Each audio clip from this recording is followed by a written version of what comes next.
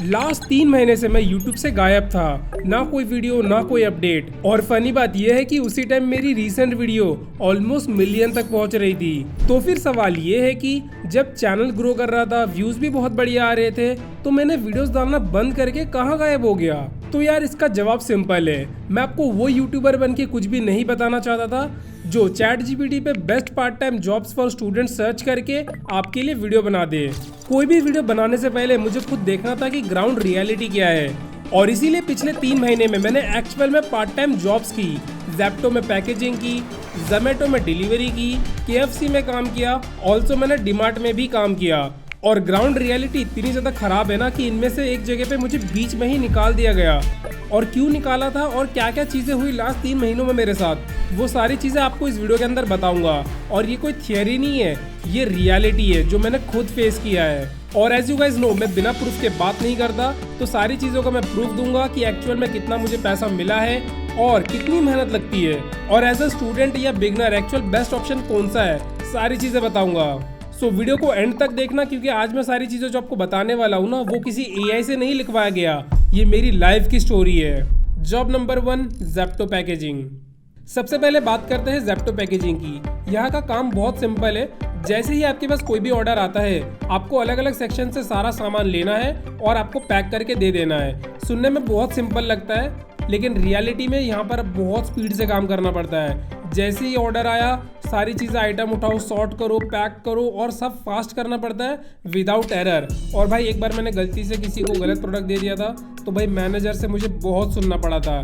और सही बताओ तो ये काम मेंटली तो बिल्कुल भाई ग्लैमरस नहीं है, फिजिकल में भी नहीं है, क्योंकि बहुत काम रेपिटेटिव करना पड़ता है। और सबसे बड़ा प्रेशर होता है स्पीड का। अगर आप नेचुरली फास्ट हो, डिसिप्लिन हो और रेपिटेटिव काम करने में आपको इश्यू नहीं है, तो आप ये मैनेज कर लोगे, आपके लिए अच्छा है। लेकिन अगर आप ये सोच रहे हो कि आराम से काम करूंगा, चिल साइड इनकम है, तो नहीं। जैसे मैं मुंबई में रहता हूँ, तो यहाँ पे बहुत सारे एरिया में ज़ेप्टो अवेलेबल है, और यहाँ पे लोग ऑर्डर भी बहुत भर के करते हैं। लेकिन मेरा एक दोस्त है जो कि Tier 2 सिटी में रहता है, जहाँ पर लोग इतना ज़्यादा सामान नहीं मंगवाते, तो वहाँ पर भाई उसको थोड़ा प्रेशर कम रहता है। सो अगर मैं ज़ेप्टो पैकेजिंग जॉब को रेट करूँ, तो इसको मैं दूंगा 7 आउट ऑफ 10। और ज़ेप्टो करके मैंने ये चीज़ें सीखी। सबसे पहला है टाइम एंड डिसिप्लिन, और दूसरा है रियलिटी चेक। आपको लिटरली समझ में आता है कि पैसा लिटरली बॉडी और टाइम दे के आ रहा है। अब बात करते हैं अर्निंग की। सो देखो यार, अर्निंग यहाँ पर अच्छी खासी हो जाती है अगर आप फुल टाइम करते हो, और अगर आप पार्ट टाइम भी करते हो तो भी आप अच्छी खासी अर्निंग यहाँ पे कर लोगे। और यहाँ पर मैंने वर्क किया था, ऑन एंड ऑफ किया था, यानी कि कंटिन्यूस नहीं किया था। तो 3 हफ्ता मैंने ज़ेप्टो में वर्क किया था, और उसकी मुझे अर्निंग हुई थी कुछ 16,000 रुपये। Job number 2, Zomato delivery. ये वाला मुझे पर्सनली बहुत इंटरेस्टिंग लगता है, क्योंकि ये चीज़ मैं स्कूल से टाइम से करता आ रहा हूँ अपने भाई की ID बना के। और आप लोग सोचते होंगे डिलीवरी करने जाना होगा और ऑर्डर्स उठाना होगा, बहुत बोरिंग होगा। तो हाँ, कुछ है, लेकिन ऑनेस्टली जब मैं सिटी में घूमता था तो नया नया एरिया एक्सप्लोर करता था, और भाई यहाँ पर रियल टाइम अर्निंग दिखता है, तो वो फीलिंग अलग ही है। और अभी जैसे गर्मी का टाइम था, तो काफ़ी जगह मैं डिलीवरी करने जाता था ना, तो लोग पानी वगैरह पूछते थे। तो भाई ये चीज़ बहुत अच्छी होती है। अगर आप भी कभी कुछ मंगवाओगे तो भाई डिलीवरी बॉय से पानी ज़रूर से पूछना, भले ही वो हाँ बोले ना बोले, लेकिन आप पूछना ज़रूर। लेकिन यहाँ पर ना इंसेंटिव वगैरह बहुत फ्लक्चुएट करता है। लाइक बारिश या फेस्टिवल में आपको सर्च पे मिलता है, यानी कि नॉर्मल डे से ज़्यादा आपको पैसा दिया जाता है। और सैटरडे संडे को भी मिलता है सर्च पे, यानी कि 30 से 40 रुपये एक्स्ट्रा मिलता है पर ऑर्डर। सो ये जॉब तो काफ़ी सही है, लेकिन यहाँ पर ना आपको 2 व्हीलर या फिर किसी बाइक की ज़रूरत होगी, वरना ये काम आपके लिए तो बहुत मुश्किल हो जाएगा। लेकिन अगर आप मुंबई से हो या किसी बड़े सिटी से हो, तो मोस्टली वहाँ पर ना जिप्पी करके या फिर बहुत सारी सर्विसेज होती है, जहाँ पर आप रेंट पे स्कूटी ले सकते हो, वो भी सिर्फ 2,000 में मिल जाता है, और उसको आप पूरा दिन काम कर सकते हो ईजीली। अब बात करते हैं कि अर्निंग कितनी होती है। अब मैंने पर्सनली देखा है कि जो लोग कंटिन्यू काम करते हैं ना हर दिन, वो 400 से लेके 700 रुपया डेली कमा लेते हैं। कुछ लोग ज़्यादा भी कमाते हैं, ये डिपेंड करता है अपनी की सिटी, अवेलेबिलिटी और पीक आवर्स के ऊपर। और हाँ, 1000+ वाले दिन भी होते हैं ड्यूरिंग फेस्टिवल्स और रेन के उस टाइम पे। और मैंने भाई एक टाइम पे पर्सनली 1600 रुपये कमाए थे एक दिन में, लेकिन वो हर दिन नहीं होता। सो अगर मैं आपको प्रैक्टिकली बताऊं, तो जोमेटो से आप 30 से 40 हज़ार रुपये पर मंथ यहाँ पर कमा सकते हो, बट उसके लिए आपको फुल डेडिकेशन और पीक आवर पे काम करना पड़ेगा। पीक आवर क्या होता है वो आपको बताता हूँ मैं। 6 बजे से लेके रात के 10 या 11 बजे तक, जिस टाइम पे लोग अपने अपने घर पे होते हैं, और भाई खाना खूब मंगाते हैं ये लोग। और अगर आप एज अ स्टूडेंट इस जॉब को करोगे, तो यहाँ पर आप रियलिस्टिकली मुझे लगता है 10 से 20 हज़ार रुपये तक कमा लोगे। डिपेंड करता है कि आप कितने घंटे काम कर रहे हो।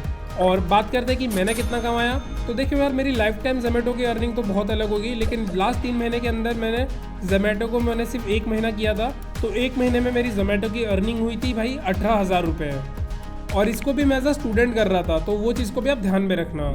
Job number 3, KFC type branded outlets में काम करना अलग ही लेवल का स्ट्रक्चर होता है। आपकी प्रॉपर ट्रेनिंग होती है, यूनिफॉर्म होता है, SOP होता है, आप एक मशीन की तरह काम करते हो, वो भी कंसिस्टेंटली।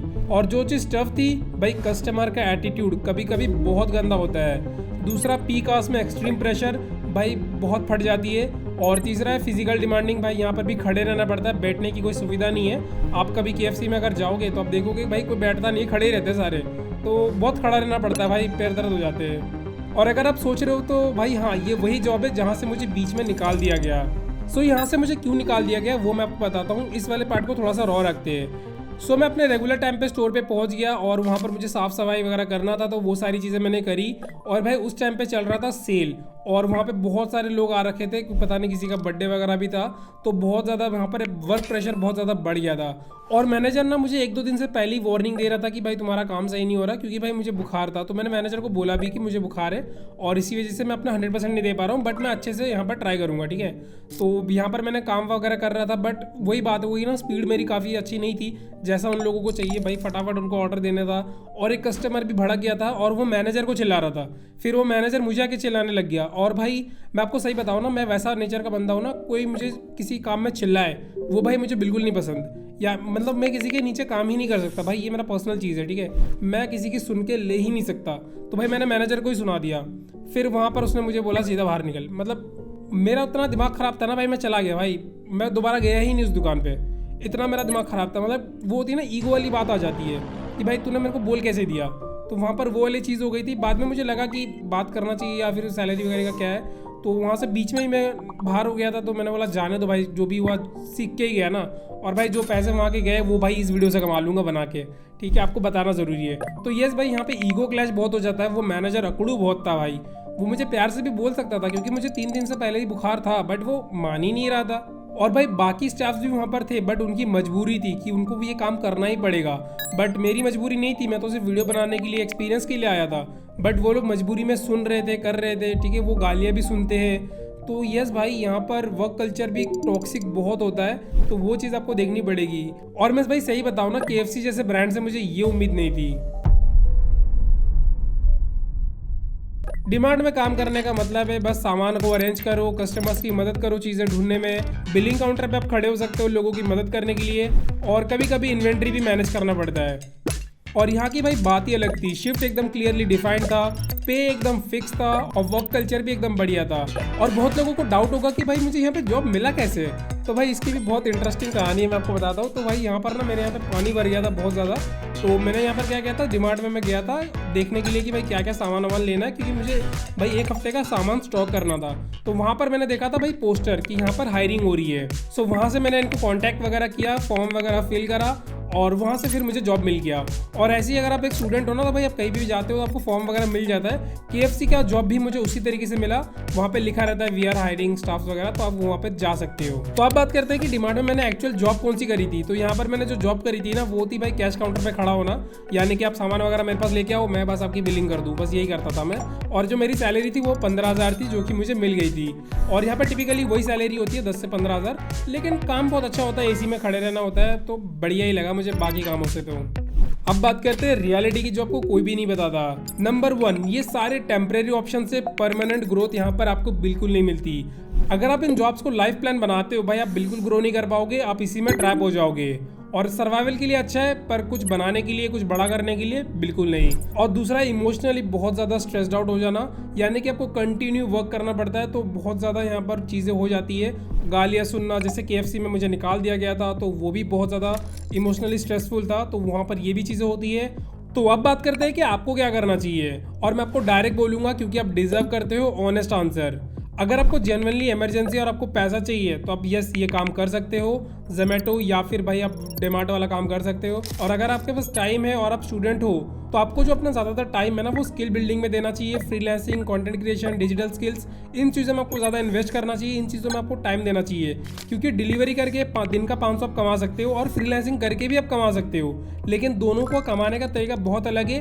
एक में आप बिना रिस्क के घर पे बैठे कमाते हो, दूसरे में आपको गाड़ी लेके रोड पे जाना जो कि लाइफ थ्रेटनिंग रिस्क है। इंडिया में स्पेशली भाई यहाँ पर ट्रकें उड़ा देते हैं बच्चों को, तो वो चीज़ बहुत डेंजरस होती है। आपको फ्रीलांसिंग पे मैं ज़्यादा आपको बोलूँगा वो करना चाहिए। और अगर पर्सनली मैं बताऊँ ना भाई, मैं जिस सिटी में रहता हूँ वहाँ पर रिसेंटली एक जो बंदा था बाइक से जा रहा था, उसको एक ट्रक ने कुचल दिया, डिलीवरी बॉय था, ठीक है वो। तो यहाँ पर वो हादसे भी बहुत होते हैं। सो आई थिंक आपको ज़्यादा सेफ रहना चाहिए, सेफ्टी का बिल्कुल ध्यान रखना अगर आप कोई भी चीज़ करोगे तो। और अगर इस एक वीडियो से आपका पर्सपेक्टिव शिफ्ट हुआ या हेल्पफुल इंसाइट मिला तो वीडियो को लाइक जरूर कर देना। वीडियो का एम है 3000 लाइक्स। और हाँ, बाकी की वीडियोस इतनी ज़्यादा डिलेज नहीं होगी, बाकी बहुत सारी वीडियोस पे काम चल रहा है, तो वीडियोस बहुत ज़्यादा जल्दी आएंगी। मिलते हैं नेक्स्ट वीडियो में, और इस बार 3 महीने का वेट नहीं करवाऊंगा।